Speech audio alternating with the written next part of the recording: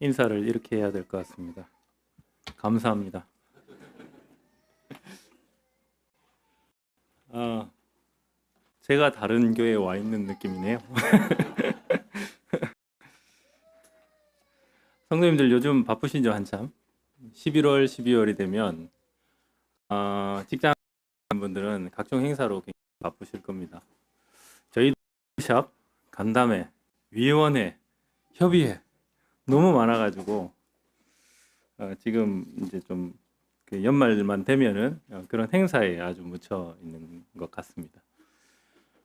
그런 행사를 할 때 가장 중요한 게 뭘까요? 워크숍, 간담회, 뭐 위원회, 협의회.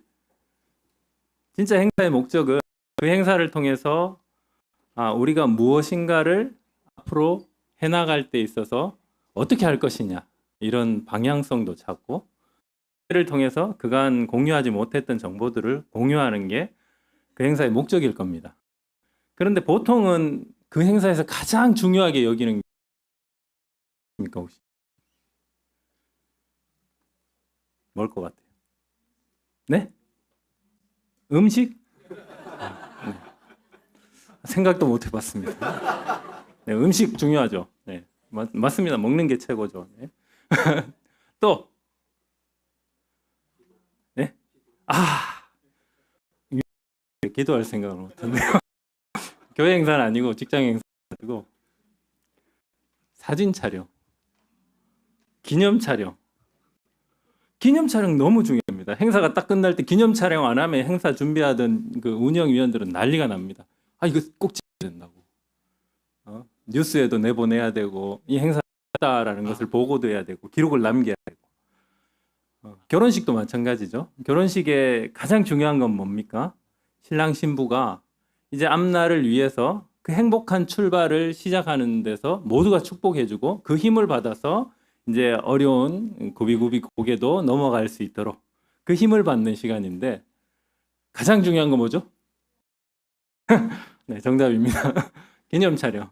근데 기념 촬영하고 나면 의미가 있어요. 나중에 그 촬영한 것을 탁 펼쳐보면은 추억이 새록새록 돋고 그때의 기쁨으로 왼수 같은 네 죄송합니다. 배우자가 또 아름답게 보이고 이쁘게 보이고 뭐 멋있어 보이고 그 추억이 다시 살아나는 거잖아요. 그 사진의 목적은 그런 겁니다. 추억을, 기억을 떠올리게 해주는 것. 기념 촬영, 아까 행사의 기념 촬영도 마찬가지입니다. 이 행사의 의미를 내가 기억할 수 있도록 떠올리는 게 촬영의 목적인데 어느덧 그런 의미는 사라지고 껍데기만 남아가지고 촬영을 할 때 우리가 했다는 것을 보여줘야 돼. 이건 거죠.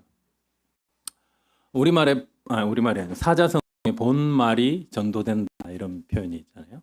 진짜 본질적인 것을 놓치고 별로 중요하지 않은 사소한 것을 더 중요시 여기는 그것을 본말이 전도됐다 이런 표현을 쓰는데 저희 자신을 돌아볼 때 본말이 전도된 주객이 전도된 그런 모습이 혹시 있지 않나요?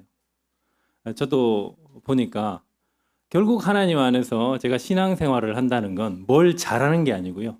뭘 자꾸 들키는 겁니다. 하나님 앞에서 나의 문제, 내가 가진 오해, 내가 지금 거칠애로 살고 있던 껍데기 인생을 살고 있었던 그것이 하나님 앞에 노출이 되고 그것이 하나님께서 나를 다루어 가셔서 진짜 알맹이가 뭔지 아냐. 내가 너를 진짜 알맹이가 있는 존재로 너에게 참 생명이 무엇인지 알려주기 위해서 내가 너를 불렀고 내가 너를 지키고 내가 이끌어간다. 그리고 반드시 내 열심히 너희를 그렇게 완성시키실 거다. 완성시킬 거다. 그것이 하나님의 작정과 열심이에요. 그래서 우리는 뭘 잘하려고 하기보다는 하나님 앞에 자꾸 노출이 돼야 됩니다. 들켜야 돼요. 내가 껍데기로 살고 있었구나. 내가 본말이 전도된 인생을 살고 있구나. 수능이 중요한 게 아니잖아요. 그죠? 공부 열심히 한 게 사실은 마치 딱 내가 잘 못 치면은 그것이 내 인생을 절망으로 빠뜨리는 것처럼 생각하는데 그렇지 않습니다. 내가 수능을 공부하면서 쌓아온 과정과 공부한 게 내 것이 되는 거예요. 근데 그 본말이 전도되고 정말 가치 있는 것을 놓쳐버리고 사는 모습이 우리의 인생일 수가 있는. 오늘 저는 히브리서 8장 1절부터 6절까지로 모형과 그림자라는 제목으로 여러분과 함께 이야기를 원합니다. 8장 1절부터 6절까지의 말씀을 함께 읽어보겠습니다. 찾으셨으면 다 함께 읽어보겠습니다. 8장 1절부터입니다. 시작. 지금 우리가 하는 말의 요점은 이러한 대제사장이 우리에게 있다는 것이라. 그는 하늘에서 지극히 크신 이의 보좌 우편에 앉으셨으니 성소와 참 장막에서 섬기는 이시라. 이 장막은 주께서 세우신 것이요 사람이 세운 것이 아니니라. 대제사장마다 예물과 제사 드림을 위하여 세운 자니 그러므로 그도 무엇인가 드릴 것이 있어야 할지니라. 예수께서 만일 땅에 계셨더라면 제사장이 되지 아니하셨을 것이니 이는 율법을 따라 예물을 드리는 제사장이 있음이라. 그들이 섬기는 것은 하늘에 있는 것의 모형과 그림자라. 모세가 장막을 지으려 할 때에 지시하심을 얻은과 같으니 이르시되 삼가 모든 것을 산에서 내게 보이던 본을 따라 지으라 하셨느니라. 그러나 이제 그는 더 아름다운 직분을 얻으셨으니 그는 더 좋은 약속으로 세우신 더 좋은 언약의 중보자시라. 히브리서 8장은 전에도 한번 말씀드렸듯이 히브리인 중에 유대교 중에 그리스도인으로 개종한 사람들을 대상으로 주 대상으로 쓰여진 성경입니다. 근데 그 당시에 핍박이 심했기 때문에 유대교를 섬기다가 그리스도교로 돌아왔던 사람들이 다시금 이 핍박을 피하기 위해서 예전 유대교로 돌아갈 마음들을 가진 거예요. 그런 마음을 갖는 이들에게 너희가 진짜를 만나놓고 왜 다시 가짜로 돌아가려 하느냐, 이것을 이제 알려주기 위해서 예수 그리스도, 너희가 지금 믿고 따르고 교회 안에 들어오면서 알아가고 있는 그 예수 그리스도가 어떤 분인지 알면 너희들은 결코 돌아갈 수 없다. 그리고 그 그리스도가 어떤 분이신지 얘기해 주겠다라고 하면서 7장에서는 멜기세덱에 대한 얘기를 하죠. 그리고 8장에 와서는 그 멜기세덱의 반차를 따르는 대제사장이 있다. 그러면서 8장 1절에 이렇게 얘기했습니다. 내가 지금 하는 말의 요점은 이러한 대제사장이 우리에게 있다는 거야. 마치 여기 앉아 있는 계신 분들이 그걸 모르고 있는 것처럼 다 알고 있죠. 이론적으로는 그 사람들도 그렇다라고 고백하고 들어왔을 거란 말이에요. 교회에 들어오고 그 공동체에 있었을 거란 말이죠. 근데 그들에게 얘기해, 내가 지금 무슨 말을 하는지 알겠니? 너에게 있는 그 대제사장을 못 알아보고 있어. 이렇게 얘기를 하고 있는 거죠. 좀 그거야. 만일 성도님들 친구 중에 유명한 로펌의 변호사를 친구로 두고 있다면 여러분들은 어떠실까요? 하시겠죠, 그죠? 근데 법정에 저도 재판을 받아본 적이 없어서 잘 모르지만 영화 같은 데 보고 혹은 얘기를 들어보면은 그 재판장에 섰다라는 것 자체가 굉장히 두렵고 떨리는가 보더라고요.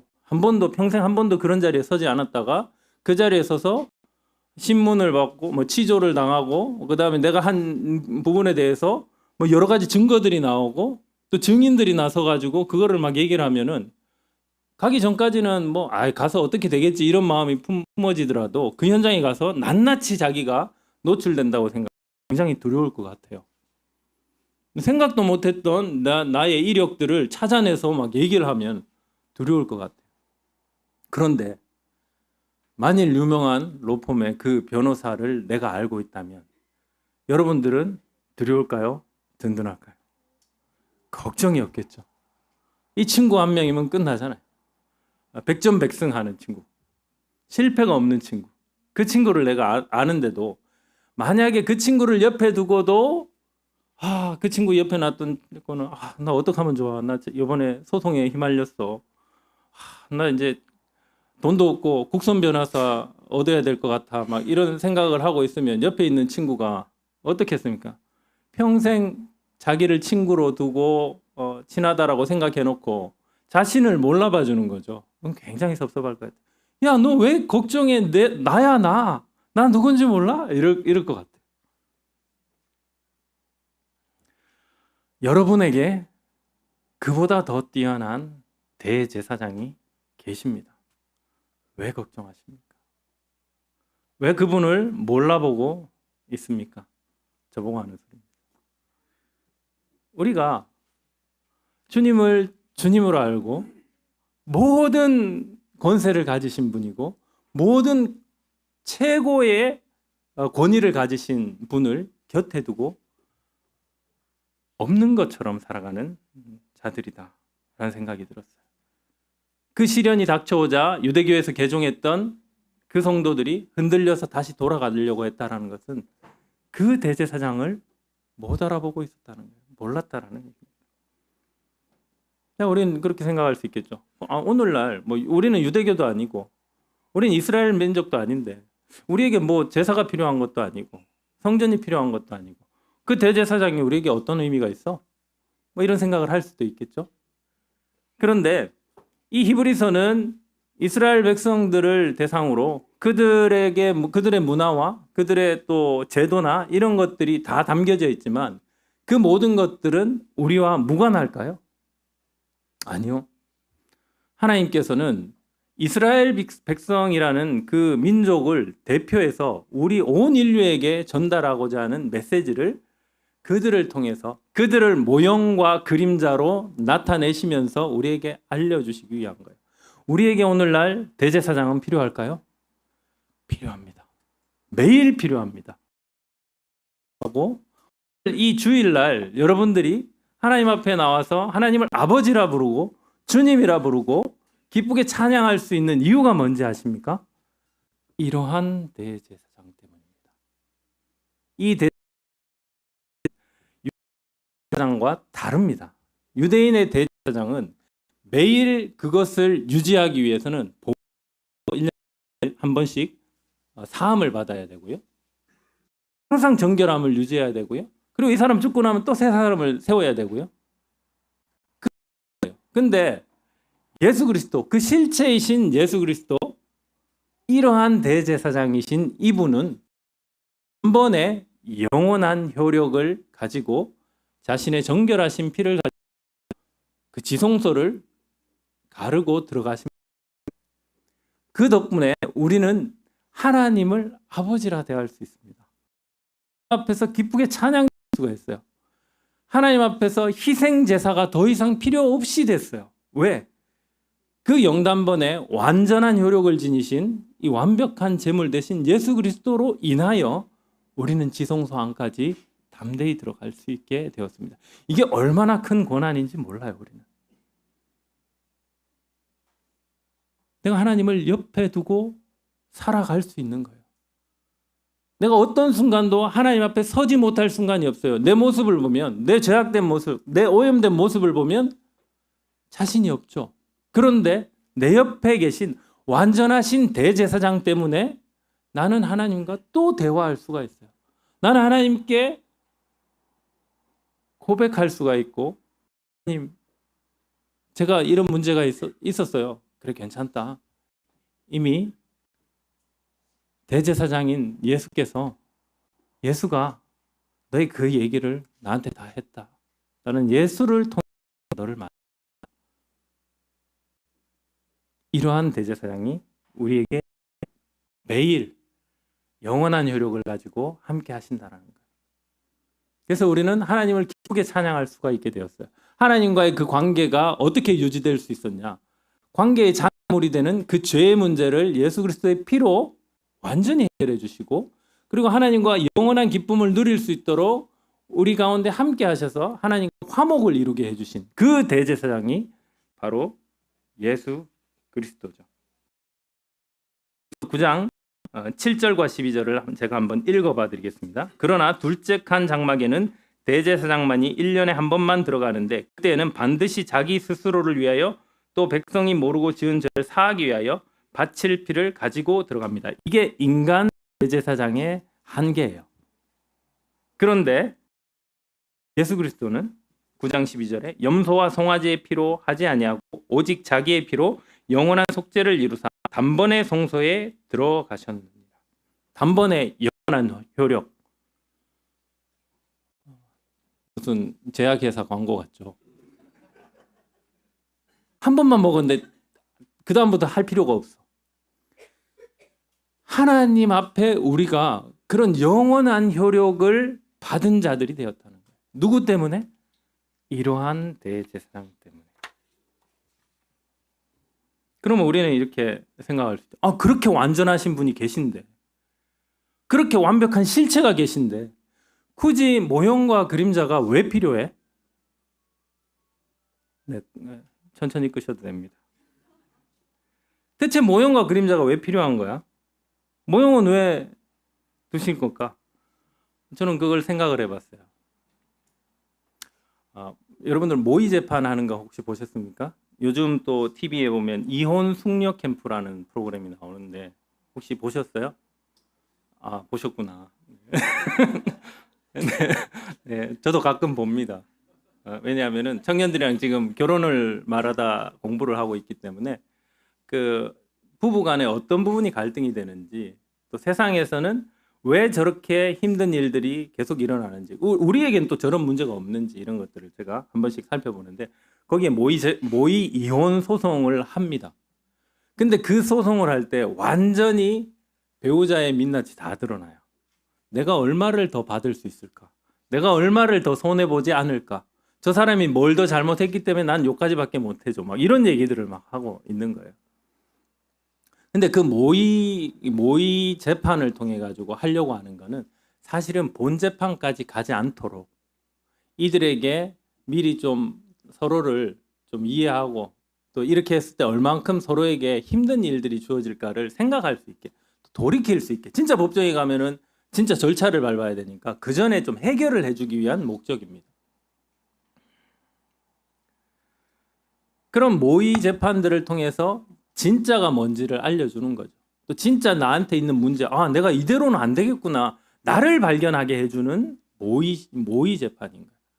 어쩌면 하나님께서 이스라엘 백성을 통해서 이 제사제도, 성막제도를 주신 이유는 실체이신 예수 그리스도를 우리가 바로 이해하지 못하기 때문에, 그렇죠? 그것 때문에 하나님께서는 그 민족을 하나 택하셔서 역사를 그렇게 이끌어 가시면서 우리를 학습시키신 거예요. 지금의 우리를. 누구 때문에 모형과 그림자가 필요하냐면 때문에 필요한 겁니다. 실체는 이미 있어요. 예수 그리스도께서 우리의 죄를 다 감당하셔야만 해결이 돼요. 근데 만약에 아담과 하와가 범죄 이후에 이제 구원자를 보내라고 여자의 후손을 보내기로 약속하셨는데, 하와는 아들을 낳자마자 구원자야 그랬잖아요.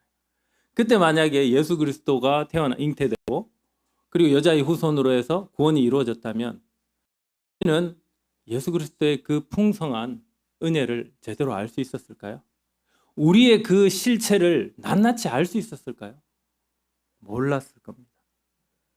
그래서 하나님께서는 은혜가 더욱 은혜되게, 우리가 받은 은혜가 얼마나 큰지, 또 우리에게 있는 이 문제가 얼만큼 진짜 멸망시키기에 합당할 만큼 죄악된 것인지를 낱낱이 보고 그 은혜의 크심, 그 예수 그리스도의 크심을 우리로 알게 하고, 그리고 그거를 우리가 알아갈 수 있는 게 벅찬 감격입니다. 관계에 있어서 내가 사랑하는 분을 세밀하게 속속들이 알 수 있다는 건 너무나 큰 감격이에요. 그것이 그리스도인의 영광입니다. 우리가 하나님 나라에 갔을 때 결국 우리가 영원히 누릴 건 뭘까요? 우리가 이 제한된 육신을 가지고 이 땅에서 발견한 그 하나님, 그 하나님의 이야기를 꽃피우고 영원히 노래하는 게 우리의 감격된, 영광된 미래일 것입니다. 그래서 하나님께서 모형과 그림자를 통해서 우리에게 실체를 너무나 선명하게 알아갈 수 있는 과정을 주신 거죠. 히브리서 8장 7절을 제가 한번 읽어보겠습니다. 저 첫 언약이 무음하였더라면 둘째 것을 요구할 일이 없으려니와 첫 번째 주셨던 그 성막과 그다음 제사장 제도와 제사가 어떻다고요? 흠이 있다 이 말이죠. 무음하였다면 무음하지 않다. 흠이 있다 이 말이에요. 근데 잘 생각을 해보십시오. 성경 전체에서 보면 율법에 흠이 있습니까? 율법이 잘못된 겁니까? 율법은 완전한 거예요. 근데 하나님께서 왜 율법이 무음하지 않다라고 얘기를 할까요? 율법이 흠이 있다고 얘기하신 거잖아요. 제사 제도에 흠이 있다. 왜 그렇게 말씀하시는 거죠?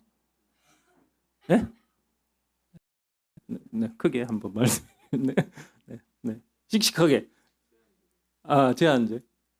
율법이 제한이 된다. 왜 제한이 되죠, 율법이? 그렇죠. 그렇죠. 율법은 구원을 시켜주지 못해요. 자, 근데 구원을 시켜주지 못한 율법이 잘못입니까? 구원받을 수 없는 인간이 잘못입니까? 우리가 잘못된 거예요. 우리가 잘못됐는데 하나님께서 이렇게 얘기하세요.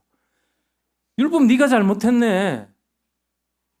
얘들 구원 못 해줬잖아. 우리 할머니들이 손주들 돌아다니다가 앞에 있는 거 그 문지방에 걸려가지고 턱 넘어지면 요새 문지방도 없지만 네. 옛날에 문지방이 있었거든요. 문지방이 턱 걸려 넘어지면 할머니 어떻게 하시죠? 문지방을 막 때려. 아이고 이놈. 우리 손주를 잘못은 얘가 한 게 아니고 누가 했죠? 손주. 손주가 잘못했죠.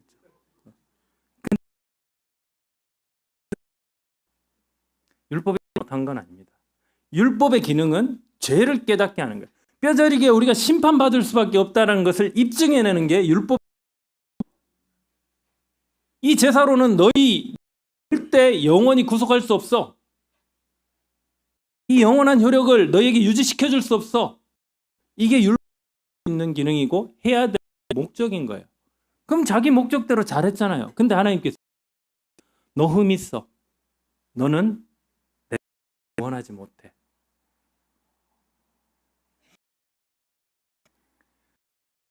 흠이 있는 율법을 우리에게 주신 거예요. 흠이 없는 예수 그리스도가 있는데도 흠이 있는 율법을 우리에게 주신 거예요. 왜? 그걸 통해서 우리가 얼마나 죄인인지를 깨닫게 하시려고. 사실은 흠이 있는 것이 아니라 우리로 죄인됨을 절실히 알고 우리의 실체를 정확히 알고 우리에게 정말 생명을 주실 수 있는 그 구원자를 바라는 마음을 주시기 위해서 율법 너의 기능은 이까지야. 이 다음부터는 네가 하지 못해. 이 뜻인 거죠. 그래서 흠이 있는 모형임에도 불구하고 하나님께서 그 제도를 주신 거예요. 그 모형을 주신 거예요. 그 그림자를 보여주신 거예요. 그러면 이렇게 생각할 수 있죠. 하나님께서 너무 낭비하신다. 너무 낭비하신다. 완전하신 하나님이, 완전한 지혜를 가지신 그 하나님이 완벽하신 분이면 여기 T이신 분들 계신데 우리 교회 장로님들은 T와 F가 아주 균형 잡히게 잘 돼 있어서 참 균형을 잘 이루고 있습니다. T이신 분은 그거 왜 필요해? 이렇게 다 같습니다. 근데 이제 F이신 장로님께서는 그래도 품어야지. 균형이 잘 맞아요. F는 한쪽으로 치우쳐 있대요. 이렇게. 그러니까 무게 중심이 이렇게 넘어가죠. 근데 T는 이러고 있잖아요. 그죠? 그래서 T와 F가 조화를 이루어야 돼요. 때로는 한쪽으로 이렇게 치우쳐져야 일이 돼요. 근데 T만 가지고 있으면 항상 제자리에 있죠. 그래서 F와 T가 필요하다는 저 나름대로 생각을 해봤어요. 하나님이 낭비하시는 분인가? 맞습니다. 하나님은 낭비하시는 분이에요. 사랑의 눈먼 주님이에요. 우리를 구원하시기 위해 자신을 내어주시는 분이에요. 진짜 사랑이 무엇인지를 자기의 모든 것들을 바쳐서 보여주고 싶으신 분이세요. 그래서 어떤 분은 책을 쓰기를 탕자 이야기를 가지고 돌아온 탕자라고 제목을 짓지 않고 탕부 하나님이라고 지었어요. 둘째를 용서하신 거죠. 그것은 성경 전체에서 하나님께서 무수히 보여주세요. 노아의 홍수 이후에 다시는 물로 심판하지 않겠다. 왜 그러신 줄 아세요? 인간이 날 때부터 악하다. 아니 그럼 악하면은 멸망시켜야지. 근데 하나님께서 하신 논리는 이건 거예요.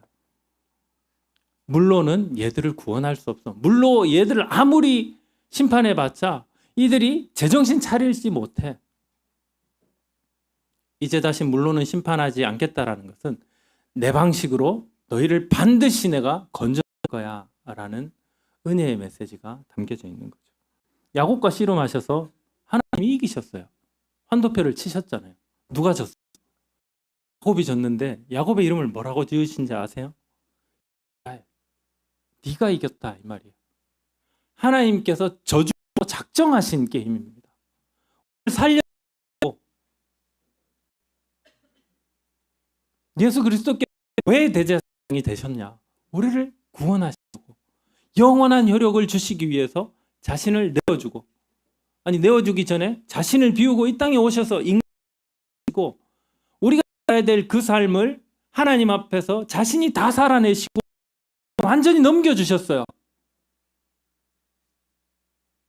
그리고 우리가 죄로 인해서 죽어야 될 그 제물이 돼야 될 우리를 대신해서 우리의 죄 옷을 입고 자신이, 흠없는 자신이 제단에 자신을 온전히 내어주셨어요. 썩을 것으로 심고 썩지 않을 것으로 다시 부활하셨어요. 왜? 우리에게도 그 부활을 주시려고. 낭비하시는 하나님이에요. 우리에게 한없이 퍼주실 마음을 품으신 하나님이세요. 베드로를 생각해 보세요. 예수님을 저주했습니다. 그런데 예수님이 어떻게 하셨죠? 그 전에 아시고도 네가 그럴지라도 낙심하지 마라. 내가 이미 다 알고 있고 그것까지도 내가 다 짊어지고 갈 거야. 그랬을 때 베드로가 부활하신 주님을 만났을 때 고백하죠. 주님, 제가 뭔 말을 하겠습니까? 이미 당신이 저를 다 아시는데. 다윗이 심각한 범죄를 저질렀음에도 불구하고 그의 인생을 끝내지 않으세요. 끝까지 이끄세요. 그가 주님 앞에서 진정한 회개를 하고 다시금 하나님을 의지할 때까지 또 이끌어 가세요. 내 마음에 합한 자다라고 얘기를 하시죠. 그 모두가 우리를 향한 하나님의 낭비예요. 하나님 측면에서 봤을 땐 낭비 같아요. 우리 측면 은혜입니다. 그게 은혜입니다. 하나님께서는 우리를 구원하지 못하는 것들은 흠이 있다라고 얘기를 하세요. 그래서 그 흠 있는 모형들을 많이 보여주시고는 내가 이 모형과 같지 않고 진짜 실체로 이것을 이루어낼 거고 너희에게 반드시 그 구원을 나타낼 거야. 그리고 그 구원의 수혜를 지금 우리가 받고 살아가고 있습니다. 그것이 가능한 이유가 무엇이냐? 8장 1절 2절 제가 다시 한번 읽어보겠습니다. 지금 우리가 하는 말의 요점은 이러한 대제사장이 우리에게 있다는 것이라. 그는 하늘에서 지극히 크신 이의 보좌 우편에 앉으셨으니 성소와 참 장막으로 섬기는 이시라. 이 장막은 주께서 세우신 것이요 사람이 세운 것이 아니니라.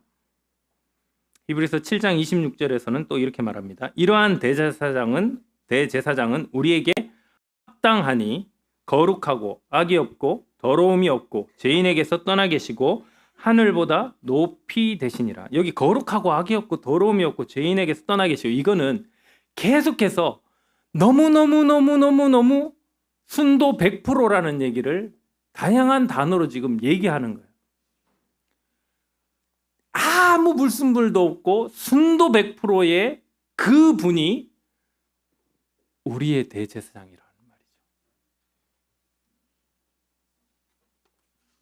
모형과 그림자는, 모형이라는 것은 제가 지금 하는 일 하기 전에 직장 처음 가졌을 때 건축 설계 사무소에 다녔습니다.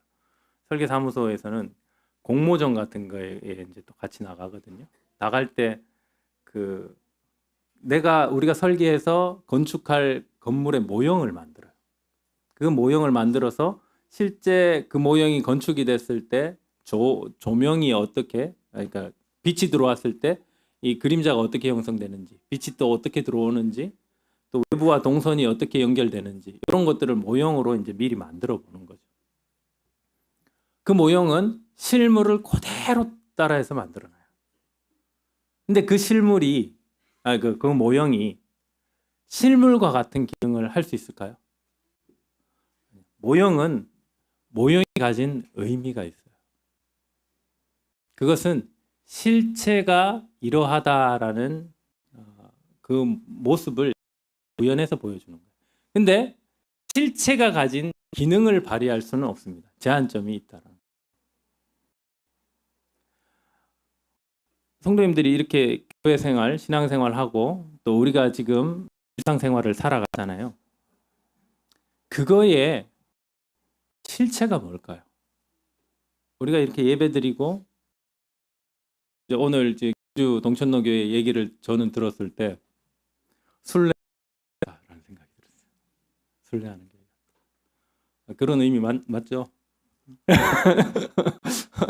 근데 저도 이제 저런 정신을 배워보고 싶다라는 생각이 들었어요. 우리 교회에서 많은 것들을 할 거예요. 할 때 좋을 겁니다. 근데 시간이 지나면서 어느덧 우리가 모형에 익숙해지다 보면 실체를 잃어버릴 때가 있다는 거죠. 우리는 썩을 것으로 심고 썩지 않을 것으로 거두는 사람들이에요. 그래서 15장에 부활에 대한 말씀을 하면서 바울이 그렇게 얘기하죠. 이 땅에서 살아갈 때 여러분들에게 모형으로 주어진 것이 무엇인지, 이 모형을 통해서 내가 정말 새롭게 썩지 않을 것으로 거둘 그 실체가 무엇인지를 계속해서 발견해 나가야 됩니다. 예수 그리스도를 놓치고 있었던 부분, 내가 예수님을 예수님답게 알지 못했던 부분이 있다면 그것을 주님 앞에서 기도하시면서 발견하셔야 돼요.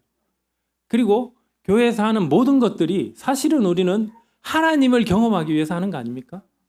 그리고 이 경험들이 결국 하늘나라에서 어떻게 열매 맺을 것을 알기에 그렇게 살아가는 거 아니에요. 내가 정신없이 세상 속에서 살다가 세상 사람들과 똑같이 살다가 어느덧 딱 보니까 나 천국 백성 맞아? 나 하늘을 아는 사람 맞아? 이런 생각이 들 때 그 하나님께서 주신 마음이에요. 생각이에요. 그때 그 생각 앞에서 주님, 제가 실체를 놓치지 않게 도와주십시오. 제가 하늘 백성으로 살아가게 도와주십시오. 이 땅에서 사람들이 목숨 거는 거 거기에 제가 똑같이 목숨 걸지 말고 하늘의 가치로 남는 것, 그것을 맺을 수 있는 것들을 위해서 이 썩을 것을 기꺼이 낭비하시는 여러분들이 되시란 말이죠. 그렇게 할 때 우리는 실체를 이 땅을 살면서 미리 경험하는 사람들이 될 겁니다. 요새 VR 장비 같은 거 이런 거 많이 끼잖아요, 사람들. VR 장비 끼고 막 이렇게 하는 거 보셨어요? 웃기죠? 뭔 짓이야? 도대체 뭘 보고 있길래 저러고 있어? 이런 생각 들잖아요. 세상이 볼 때 그리스도인이 그런 모습 같아 보여야 됩니다. 바보스러워 보이고 이상해 보이지만 세상이 보지 못하는 화면을 우리는 보고 있는 거예요. 그걸 보고 썩지 아니할 것에 여러분의 인생을 드리는 예수 그리스도께서 우리 안에 계시기 때문에 그분과 함께 교제하면서 우리 안에 계신 성령께서 알려주실 때 그 음성에 귀를 기울이면서 우리가 정말 실체 되신 그 그리스도를 날마다 알아가고 또 우리가 영원히 거할 그 썩지 아니할 나라에 남을 것들을 남기는 그 삶을 살아가는 우리 모두가 되었으면 좋겠습니다. 기도하고 마치겠습니다. 아버지 하나님, 어린 시절에 저희가 장난감을 가지고 놀면서 장난감 집에서 요리도 하고 또 뭐 이것저것 생활도 하는 모습들을 상상하며 놀았던 적이 있습니다. 그러나